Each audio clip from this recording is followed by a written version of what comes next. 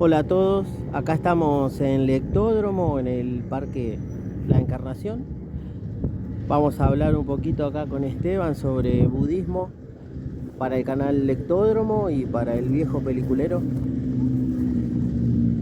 ¿Cómo anda, Esteban? ¿Qué tal? ¿Cómo anda, Nicolás? ¿Todo bien? ¿Todo bien? Mucho ruido de auto, ¿no? Sí, pero No pasa igual nada. podemos concentrarnos. Este, Contanos un poquito qué es el budismo.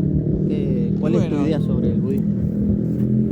para contarles qué es el budismo, yo traje una revista para poder leerles un fragmento y a partir de este fragmento esbozar un poco la idea central sobre la pregunta. Este fragmento es en base a una entrevista que le hicieron a Eisaku Ikeda, que él explica un poco la filosofía del budismo. El budismo comenzó allá en la India, Nepal, la zona actual de Nepal, eso era también considerado la India, a partir de Siddhartha Gautama. Acá Daisaku Ikeda, el filósofo japonés, explica un poquito la idea central del budismo, el budismo que practicamos, el budismo de Nammyo Horenge Kyo, el budismo de Shakyamuni, también el budismo principalmente de Nichiren Daishonin.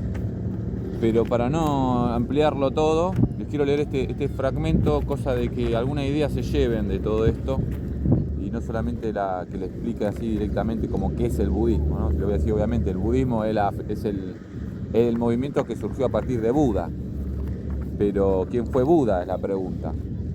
Vos también. El cuestionamiento principal es para qué también nos serviría el budismo. O sea, cuál es la utilidad que le puede encontrar una persona en esta época. Para ello, entonces, la lectura de este fragmento va a contar un poquito eso. Dice así: hoy deseo hablar sobre las lecciones vivientes del Buda Gautama, a quien considero un Sargamata, que viene a ser el Himalaya del humanismo. Quisiera aprovechar la oportunidad para considerar junto a ustedes el legado espiritual del gran maestro del humanismo, centrado en dos ejes esenciales de su filosofía y su personalidad: la penetrante luz de su sabiduría y la vasta magnitud de su amor compasivo. Su vida fue una lucha incesante y sin reservas para permitir a la humanidad disfrutar de una vida segura y pacífica. El primer aspecto de la sabiduría de Gautama que hoy quisiera analizar se encuentra en uno de sus alegatos más imperiosos: hagamos surgir el pleno brillo de la torre de los tesoros que hay en nuestro ser interior. Casi todas las actividades de la sociedad han estado sustentadas por un firme culto al progreso, cuya medida del avance siempre ha sido la expansión cuantitativa. Sin embargo, esto entrañó un peligro impensado. A medida que la humanidad marchó tras el progreso, embriagada de sueños y de promesas, acabó sacrificando la realidad sobre el altar de los proyectos sociales, inmolando el presente sobre el ara del futuro, entregando el ambiente en nombre del desarrollo, atentando contra el ser humano en beneficio de las teorías vacías. En respuesta a nuestro dilema actual, la sabiduría del Buda Gautama nos urge a posar la mirada, una vez más, sobre la dimensión más profunda y elemental de la vida humana. ¿Y qué dice más o menos ahí? ¿Qué es lo Y que explica? acá te explican en diferentes aspectos, en principio, que justificamos la práctica budista actual, que es la práctica de Nammyo Horenge Kyo, que explica que toda vida conlleva un enorme tesoro dentro suyo, un potencial inherente infinito, digámosle. Como que la finalidad del budismo es tomar contacto con ese potencial inherente y hacerlo surgir, obviamente mediante acciones concretas, pero basando nuestra mente en este principio, digámosle. Entonces lo explica en varios aspectos. Da un primer aspecto, a ver si lo encuentro por acá. El primer aspecto, bueno, se lo nombré, es el de la Torre de los Tesoros. Da un segundo aspecto, que el Buda escucha atentamente la voz de las personas comunes. Era una persona, el Buda, que se encontraba siempre dispuesta a escuchar a los demás. algo que hoy día vemos que carece, ¿no? No hay mucha... Generalmente en las casas no hay diálogo, ¿no? A veces también vemos que la gente se reúne y en vez de dialogar están prestando atención al celular. Sí. O el discurso político siempre. Los políticos están diciéndonos continuamente lo que nosotros debemos pensar. O también las figuras religiosas hacen lo mismo. Y etcétera. Tenemos montones las pantallas. Continuamente cosas que nosotros tenemos que escuchar, pero que a nosotros no nos escuchan. Y así también la figura del maestro tradicional, ¿no? Que es un tipo que sabe, o una tipa que sabe todo, por así decirlo, y todo lo tiene que escuchar. Pero vos, ¿cómo lo ves a eso? Vos estás ejerciendo un poco la docencia. ¿Cómo te identificás con esto? No, a mí me parece lo que decías hace un rato sobre que al maestro solo se lo escucha, o al profesor, al docente en sí. Yo pienso que el docente tiene que escuchar a sus estudiantes también. Y digo estudiante para no decir alumno, ¿no? ¿Por qué? Y porque es un ser sin luz el alumno, ¿no? Como que el docente es el que trae el saber, la luz, ¿no? E ilumina las cabezas de sus estudiantes. Cuando en realidad los estudiantes tienen luz propia, ¿no? O por lo menos desde mi pensar, de la cual los docentes también aprendemos. Pero podríamos seguir con la lectura. Pues ¿no? el segundo punto que narra es que el Buda era una persona, Buda Gautama, quien prestaba oídos a la expresión sincera de las personas, simples y anónimas. A cualquier persona, a cada momento pedía que las personas que lo acompañasen dejasen salir todo lo que inquietaban sus pensamientos. Fue un coloso sin parangón de la educación humanística, que siguió a las personas a través de un continuo proceso de diálogo. El tercer aspecto de la sabiduría del Buda Gautama se relaciona con la cuestión de la creación de valor, pues es la sabiduría lo que nos permite hacer pleno uso del conocimiento. Cuando era príncipe y todo su adiestramiento se orientaba a prepararlo para gobernar, Gautama debió estudiar los más variados temas: astronomía, medicina, derecho, economía, literatura y artes. Es como que el conocimiento, no sé, lo veo así, ¿no? Esa parte, como el conocimiento o la información la puede lograr cualquiera, pero la sabiduría es otra cosa. Es como un nivel más elevado. No, también la puede lograr cualquier persona. Digo, pero es más elevado. Sí, más elevado, pero y esto también de elevado, también se refiere a lo interior, digamos. Es más, hay como un sinónimo entre elevado e interior, ¿no? También cuando decimos más elevado, también decimos más interior, más profundo, sí, ¿no?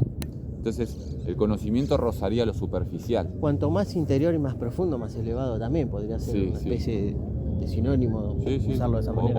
Sí, de paralelismo, o de comparación, como se le pueda llamar. El asunto es que el conocimiento transita por lo superfluo, si se quiere, por lo técnico, si se quiere, ¿no? Por la mecánica de las cosas. En cambio, la sabiduría va a un nivel más esencial, que está más conectada con las emociones. No es aprenderse una fórmula y ejecutarla, ¿no? Es más profundo que eso. Es también saber cuándo y cómo ejecutarla, si es conveniente emplearla, por ejemplo, ¿no? ¿Cuántos ejemplos tenemos de que la técnica se desarrolló a nivel monstruoso, ¿no? Como por ejemplo la energía atómica. Tiene la utilización de la energía atómica sin sabiduría es lo que provoca la bomba atómica, digamos, ¿no? Un arma que es capaz de destruir a todos, incluso a los que lo arrojan. Y en cambio, la sabiduría sería cuando esa energía nuclear se aplica a la medicina, por ejemplo, ¿no? Capaz de salvar vidas y hacer diagnósticos más precisos, etc. O, por ejemplo, alimentar usinas eléctricas, qué sé yo. Y hablando un poco de esto de la medicina, ¿no? Y saliéndome un poquito, me parece, sí. El tema de los... ¿cómo eran las medicinas? Alópata, homeópata, eso. No, en el budismo. Sí. La historia esta de la medicina, ¿te acordás? Que le daba el medicamento. La parábola del padre médico y los hijos enfermos. Sí. Sí, que la cuentes un poco. En resumido, es la parábola central del capítulo 16 del Sutra del Loto. Es la que explica el porqué de la práctica de Nam-myoho Renge-kyo o el método que se emplea hoy día. Pero se refiere, digamos, en una era donde están llenos de métodos que buscan, controlar la mente, autocontrolarla o controlar hacia otras personas, en una época donde hay un montón de creencias que llevan a las personas hasta la locura, como podemos ver el extremo que lleva los cultos llevados al extremo, como extremos cristianos, extremos judíos, ¿no? Digámosle, que justifican su accionar en base a una creencia, ¿no? Estas creencias intoxican la mente. No solamente podemos dar el ejemplo ese, sino otros más. Nuestra propia mente se intoxica por sus propios venenos, por así decirlo, pero también es a raíz de malos maestros. Esta parábola explicaría un poco eso. Es un médico que tiene muchos hijos y se va a atender uno de sus pacientes. Y en su ausencia los hijos empiezan a hurgar con el laboratorio del padre, empiezan a hurgarlo y empiezan a tomar los medicamentos que hay ahí sin ningún control, sin saber para cuándo y para qué enfermedad son, descontextuándolos, digámosle. Entonces se enferman. Cuando regresa el padre y los ve en esa situación, prepara un remedio moliendo las mejores hierbas de la medicina herbolística, digámosle, y prepara un remedio con buen olor, buen sabor y buen color, y se los da a los hijos a tomar. Los hijos que todavía no llegaron a contaminarse su mente, no se enfermaron, no cayeron en la locura, lo toman de inmediato. En cambio, aquellos que su mente ya entró en el estado de demencia, se niegan a tomarlo, pero le siguen pidiendo al padre que los cure. Entonces el padre dice, voy a tener que utilizar un medio útil, un medio hábil. Y se va. Y cuando se va, envía un mensajero. Y ese mensajero le dice, su padre ha muerto. Entonces los hijos se ponen muy tristes y aquellos que todavía no habían tomado el remedio se acuerdan de ese remedio, y que era la última voluntad del padre, y lo toman. A partir de ese momento se curan. Y regresa al padre y les dice, bueno, ahora me voy a tener que ir de verdad, pero ya les dejé el remedio, no olviden de tomárselo. Ese remedio vendría a ser Nam-myoho Renge-kyo, y ese padre vendría a ser el Buda, y los hijos todos, nosotros que llegaremos a ser Budas, digámosle, ya somos Budas en sí. Lo que hemos perdido la conciencia de que lo somos, la unicidad entre la mente y el cuerpo, el sujeto y el medio ambiente. Un Buda simplemente es un mortal común que comprende esta verdad, la verdad de que somos uno con el cosmos. Entonces la parábola del padre médico y los hijos enfermos vendría a ser una explicación de la enseñanza que se quedó plasmada en el budismo para esta época. Eso vendría a explicar. ¿Está bien? Sí. Entonces sería el por qué el Sutra del Loto es el ideal para esta época y no los otros, porque hay otros también. Sí, hay 84.000 enseñanzas en el budismo. Cada enseñanza corresponde a un periodo. Todas las enseñanzas, cualquier enseñanza, cualquier creencia, fue concebida en una época para una determinada sociedad, para un determinado requerimiento, ¿no? Descontextuado esa enseñanza fuera de esa sociedad y de ese tiempo, esa enseñanza pierde el valor. Que es muchas veces lo que hoy día vemos que pasa con muchísimas enseñanzas, que están descontextuadas, están atribuyendo prácticas que eran del pasado, como por ejemplo en el budismo, las enseñanzas que están vinculadas a los retiros espirituales, la meditación aislada de la sociedad, en cavernas, en bosques. Eso correspondería a la etapa temprana del budismo, se llama budismo Hinayana ese. En contraposición al budismo Mahayana, que es una etapa posterior de desarrollo del budismo. En sánscrito, que es la antigua lengua de la India, Hina significa pequeño y Yana vehículo. Maha es grande. Hinayana significa pequeño vehículo. Mahayana es gran vehículo. Imaginemos una casa en llamas. En esa casa hay un montón de personas que quieren salir de esa casa. Y algunos ven la oportunidad de salir en un vehículo en donde una sola persona entra. y se pueden escapar una sola persona. Ese sería el vehículo del Hinayana. Otros ven un vehículo donde se pueden salvar muchos y se suben a ellos y sus parientes. Ese sería el Mahayana. El concepto del Mahayana es la de enseñar la filosofía buena. Muchas gracias. Enseñar la filosofía del budismo a toda la sociedad. Ese es el concepto del Mahayana. Pero después, dentro del Mahayana, hay también una división entre Mahayana provisional y Mahayana verdadero. El Mahayana provisional son todas las enseñanzas budistas basadas en todos los sutras. El Mahayana verdadero se basa solo en el Sutra del Loto. Ahora, dentro del Sutra del Loto también hay otra división entre parte provisional y parte esencial, digamos. De la enseñanza esencial es de donde extrae Nichiren Daishonin, el Buda, el monje budista japonés que nació en 1222, el Nam-myoho Renge-kyo. Ahí establece la fórmula a partir de la enseñanza esencial del Sutra del Loto, que se divide en la parte teórica que explica que el Buda logró la iluminación en Nepal mediante austeridades, hasta descartarlas. En cambio, en el Sutra del Loto, en la parte esencial, explica que el Buda logró la iluminación hace cientos, miles, decenas de miles de millones de asankhya's, de kalpas, o sea, un tiempo inconmensurablemente que lo tiene que explicar por medio de una parábola para que lo entiendan. Es una parábola en donde va desperdigando granos de arena cósmicamente hacia miles de millones de mundos y los vuelve todo a triturar y los vuelve a desperdigar de vuelta para explicarle a los discípulos hace cuánto tiempo logró la iluminación en verdad. Eso está en el capítulo 16, ¿viste? La liturgia que tiene dos partes, la liturgia. O sea, la liturgia que se usa en el budismo Nichiren son dos capítulos esenciales del Sutra del Loto, el capítulo 2 y el 16. El 16 es el central, la médula del budismo.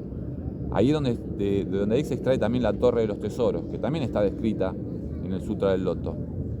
Entonces, la medicina adecuada para esta época la dejó prescripta el Buda, Shakyamuni, como el Sutra del Loto esencial. Pero iba a aparecer una persona que iba a poder explicarlo, y esa persona es Nichiren Daishonin, según la corriente. Entonces, eso explicaría por qué hoy se practica Nam-myoho Renge-kyo y no una meditación aislada, digámosle, o la llana meditación, digámosle, sino una introspección por medio de la utilización del mantra del Sutra del Loto, o sea, Nam-myoho Renge-kyo. Eso sería a niveles generales, ¿no?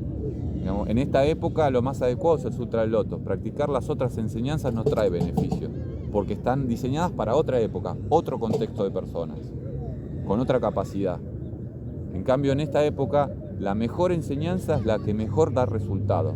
Esa sería la teoría. Ahora cada cual lo tiene que poner en práctica, digamos.